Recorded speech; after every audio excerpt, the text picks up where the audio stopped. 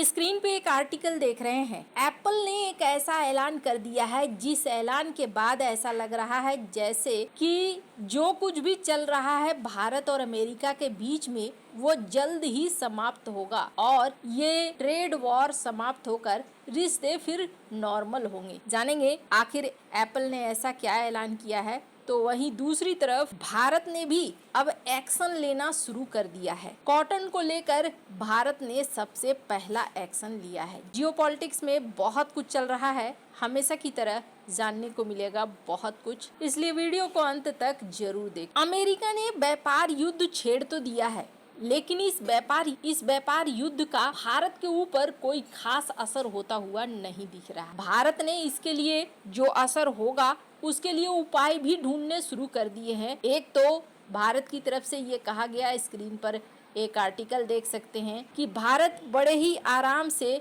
इस समस्या से भी निकल जाएगा। जो अमेरिका ने हमारे ऊपर टैरिफ लगाया है उस समस्या से ही निकल जाएगा। दूसरी बड़ी चीज, ऐसा नहीं है कि भारत और अमेरिका के बीच में व्यापार पूरी तरीके से, वार्ता भी पूरी तरीके से बंद हो चुकी है, अब कुछ भी नहीं हो रहा है, ऐसा नहीं है। द वायर के इस खबर को देख सकते हैं आप, जिस खबर में कहा जा रहा है कि अभी भी एक बातचीत चल रही है और ये बातचीत चल रही है कि जो सेंसिटिव हमारे एग्रीकल्चर की प्रोडक्ट हैं उनको छोड़कर हम व्यापार के लिए कोई समझौता अगर कर सकते हैं तो हम समझौता करें। मतलब कि भारत अपने किसानों के मामले में अडिग है, डेयरी के मामले में अडिग है और उसको छोड़कर अभी भी भारत बातचीत कर रहा है कि अगर व्यापार वार्ता हो जाती है, फ्री ट्रेड एग्रीमेंट साइन हो जाता है तो ये दोनों के लिए अच्छा है। कूटनीति में सारे दरवाजे कभी भी बंद नहीं करने चाहिए और भारत भी दरवाजे बंद नहीं कर रहा है। लेकिन ऐसा है कि अभी तो फिलहाल भारत के ऊपर टैरिफ लग चुका है और ये टैरिफ इस वक्त भारत के ऊपर सबसे ज्यादा लगा है। भारत के जो पड़ोसी हैं, एशियाई पड़ोसी, उनकी तुलना में भारत के ऊपर टैरिफ ज्यादा है। इस पर भारत के नीति आयोग का क्या कहना है? भारत के नीति आयोग का कहना है कि अमेरिका और भारत के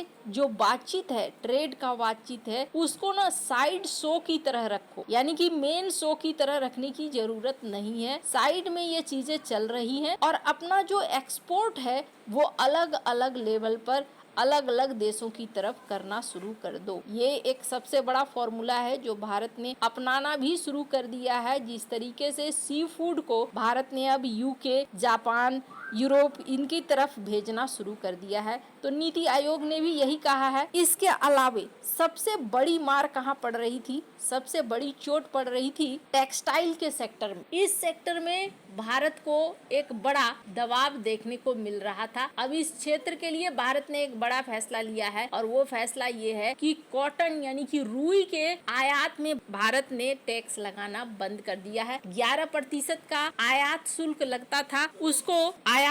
लगता था, उसे अस्थायी तौर पर सस्पेंड कर दिया गया है और ये कदम भारत के टेक्सटाइल इंडस्ट्री को राहत देने के साथ साथ अमेरिका को भी एक संकेत है। क्योंकि भारत के ऊपर जिस तरीके से टैरिफ लगाया गया है, भारत के जो कॉम्पिटिटर हैं चाइना, उसके ऊपर 30% है, बांग्लादेश के ऊपर 20% है और भारत के ऊपर 50% है। तो ये साफ साफ दिख रहा है कि भारत के लिए समस्या टेक्सटाइल इंडस्ट्री में ज्यादा बढ़ रही है और भारत का निर्यात भी टेक्सटाइल में बढ़ रहा था। भारत इस बार अपने निर्यात को काफी हद तक बढ़ा चुका था और भी ज्यादा बढ़ाने के उम्मीद में था। जैसे कि स्क्रीन पर एक आर्टिकल देख सकते हैं जिसमें कहा गया साल 2024-25 में भारत ने टेक्सटाइल एक्सपोर्ट $20 बिलियन का किया था और इसे और भी ज्यादा आगे बढ़ने के चांसेस बताए जा रहे थे, क्योंकि बांग्लादेश के ऊपर प्रतिबंध भी लगा था और बांग्लादेश के अंदर अस्थिरता भी है। तो इन दोनों का ही फायदा भारत को मिलता,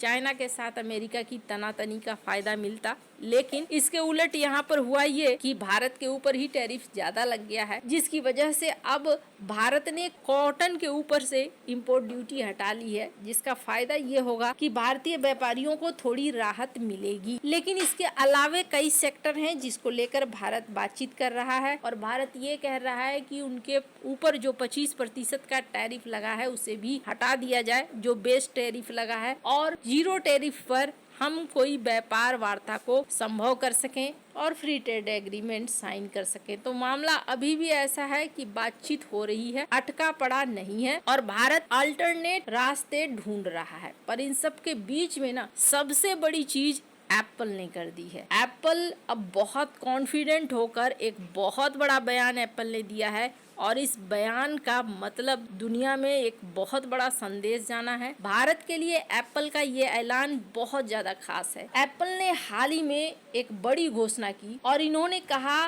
कि कंपनी 2026 तक यानी अगले साल तक अमेरिका में बिकने वाले सभी आईफोन 17 मॉडल्स का निर्माण भारत में करने की योजना बना रही है। इसका मतलब समझ लीजिए ये एक बहुत बड़ा संकेत है। चाइना को भी झटका है और दुनिया को भी जो ये सोच रहे थे कि भारत और अमेरिका के बीच में रिश्ते खराब हो जाएंगे, भारत का मैन्युफैक्चरिंग सेक्टर डूब जाएगा। क्योंकि अभी ना अगर आप देखें तो सीन भारत के फेवर में जा रहा है। कैसे फेवर में जा रहा है? चाइना से अपने विनिर्माण को, मैन्युफैक्चरिंग को हटाना चाहता है एप्पल और ये भारत में करके शुरुआत करके इसने देख लिया है कि बहुत अच्छे से चल रहा है। ऐसे में वो भारत से हटाना नहीं चाहता है किसी भी तरीके से, अब तीसरे देश में नहीं जाना चाहता है। एप्पल ने 2017 में भारत में आईफोन निर्माण शुरू किया था, शुरुआत में पुराने मॉडल के साथ, लेकिन अब धीरे धीरे नए फोन को भी भारत में निर्माण करेगा। भारत में एप्पल के प्रमुख साझेदार हैं फॉक्सकॉन, टाटा ग्रुप और इस बदलाव में ये बड़ी भूमिका निभा रहे हैं। फॉक्सकॉन ने बेंगलुरु के पास, टाटा ग्रुप ने तमिलनाडु के होशूर में नए कारखाने शुरू कर दिए हैं और ये समझ लीजिए कि भारत के लिए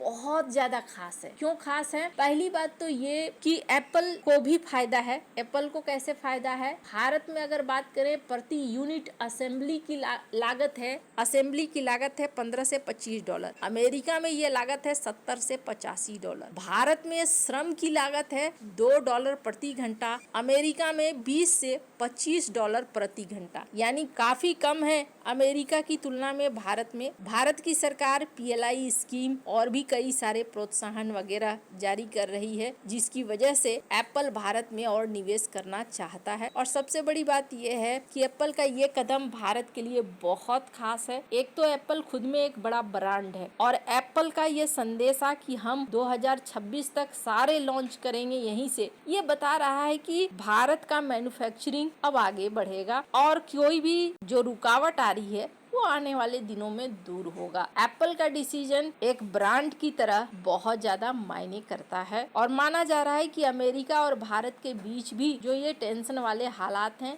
ये टेंशन वाले हालात जल्द ही सुलझ जाएंगे और मामला हल हो जाएगा। वैसे आपको क्या लगता है इन सब मामले में? आप क्या राय है कमेंट कर जरूर बताएं। जल्द मिलते हैं अगली वीडियो में नई खबर के साथ।